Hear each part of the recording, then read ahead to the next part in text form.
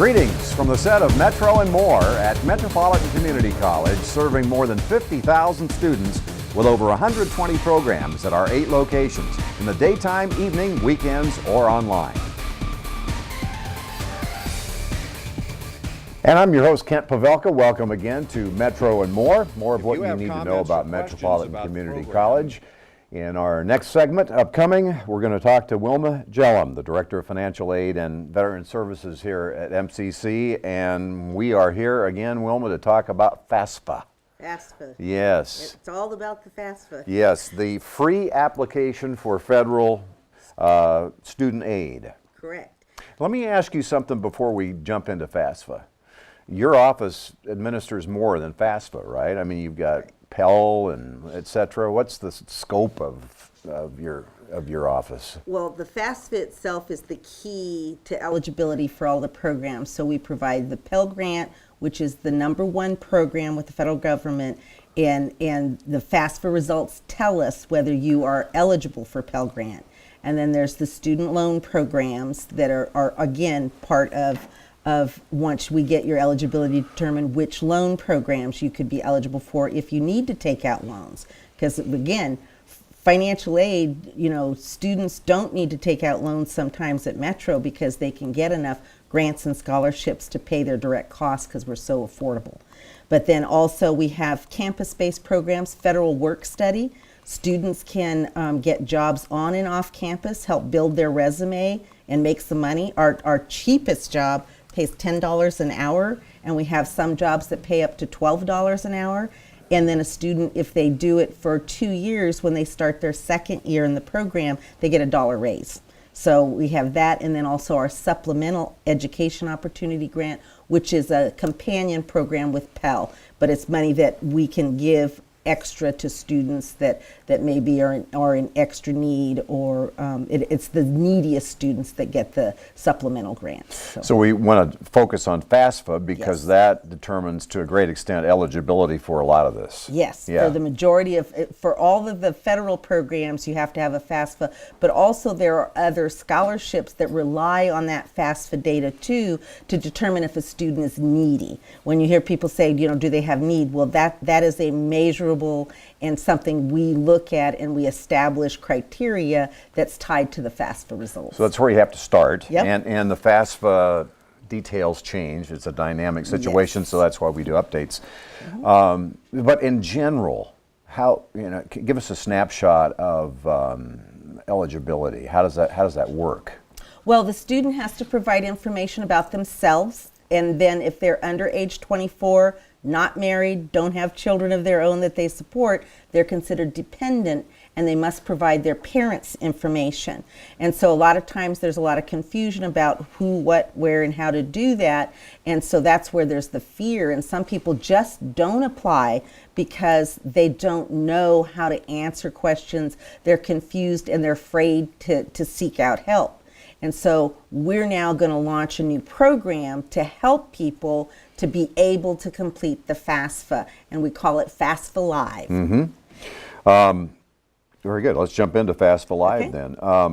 First of all, what are we talking? Has something changed as far as dates are concerned before we get into FAFSA Live? Yeah, we have since the launching of the early FAFSA, there is always 2 years open at any given time. Like right now, the students who are currently in school or plan to start in the spring quarter, which just started this week, and also in the summer quarter, they have to have filed a 2017-18 FAFSA.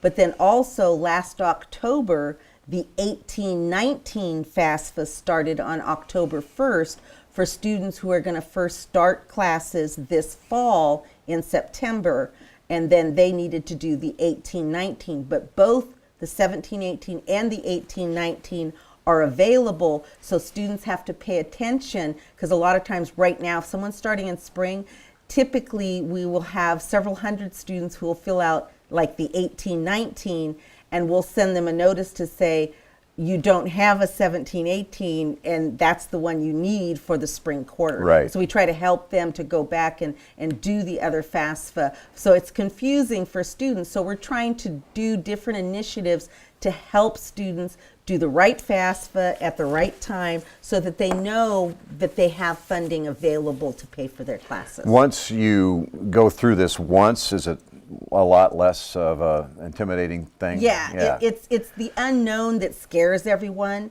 There's lots of ways to make it an easier process. The government has reinitiated with the IRS what's called the data retrieval tool. So instead of parents having to guess where to put the different things and what line goes on what line of the FAFSA from their tax return, they can use the IRS data retrieval, and it will pull their information from their tax return and put it in the right fields on the FAFSA. So it's simple, both for the student and for the parent. They can use the data retrieval. That really minimizes both the amount of paperwork they might do if they get selected for verification.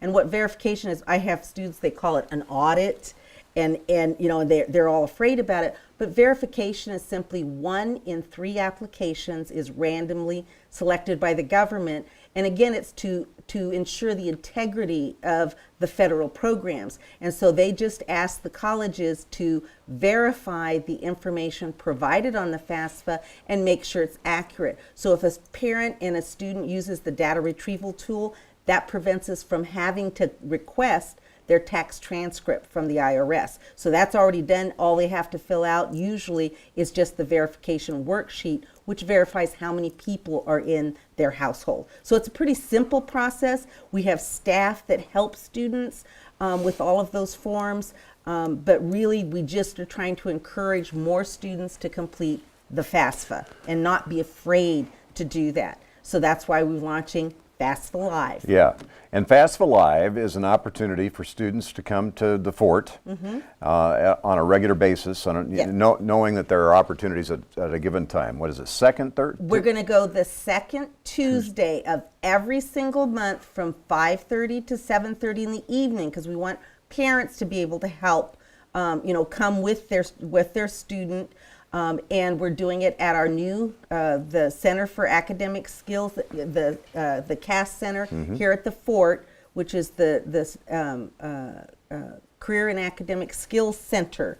It's building 23 at the Fort campus, and it's in room 120. And this is going to be a year-round initiative. So the second Tuesday from 5:30 to 7:30 in the evening, and the third Saturday from 10 to noon, every third Saturday of every month, we're going to offer those workshops where for those 2 hours, I have a staff person who's skilled in helping the parents and the students to either start a FAFSA, complete a FAFSA, wherever you're at in the process. That's why we call it FAFSA Live, so students can come and go. So if you come and you're trying to fill something out, but you don't have all your information, you can run and get it and come back and finish it up. So we're hoping that having that consistent access to staff will help parents to be able to schedule time to come in and do that. And then during the peak months, like February is a big month that we have for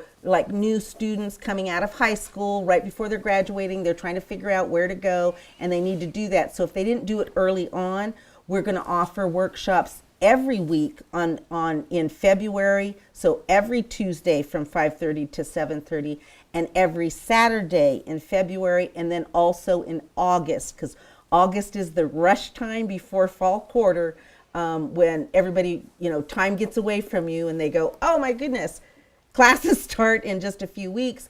And so we get a big rush there. So we will offer them every Tuesday and every Saturday in August also. August and February. Yep. Every Tuesday, every Saturday. And then the other months, Tuesdays, second Tuesday and the third Saturday. Right. In the morning and in the Right. evening on Tuesday and the morning on Saturday. How does this a departure from how you used to do it? Well, we would do workshops, and they would be scheduled at different times depending on the groups. Plus we would do it for different types of groups. We work with our TRIO program to help with their clients. Now it's anybody at these specific times. That's right. Yeah. It's anybody. And so we're trying to have them then send their clients and their students that they're working with we have that set time. People will know the time and they'll be able to just push students to that. And in that room at the CAS Center, we have the computers available, so staff will have them set up so that they can go out online, access their stuff, and just help them to go through that process. Is it easy enough that theoretically you could get it done in one night? Yes, yes it Perfect. is. So Perfect. that's our goal, is to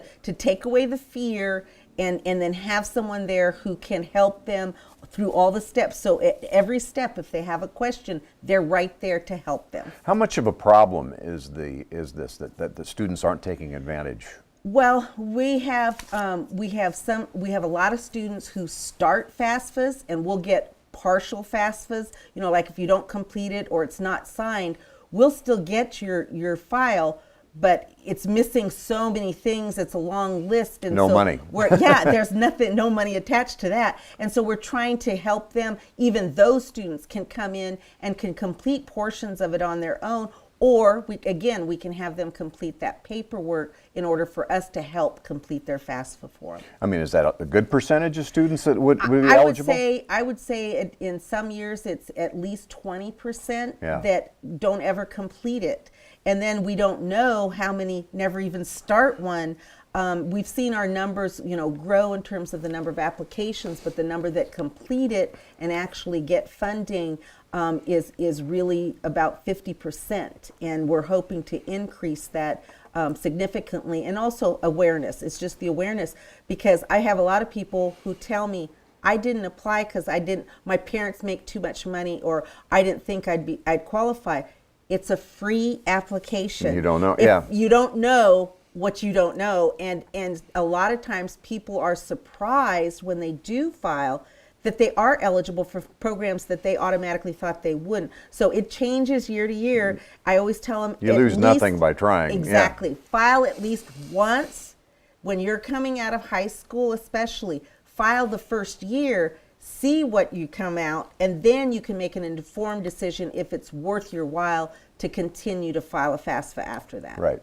So students need to check this out, the FAFSA opportunity.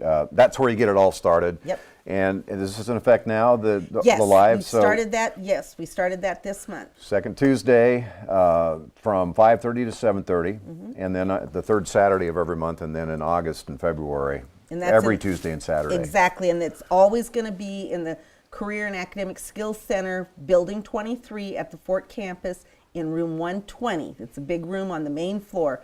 And so, and they just walk in, people can guide them to where it's located, but it's very easy to find. Now, for folks who've watched this and the time has gone by and they haven't taken notes, what's the best way to get this information again? If they can go to our website, we're going to put a special link on the homepage for financial aid that'll say FAFSA Live. So if you want to know, and we'll publish actual dates. So if they want to know, they can go to the website and click on FAFSA Live. It'll give you information about that.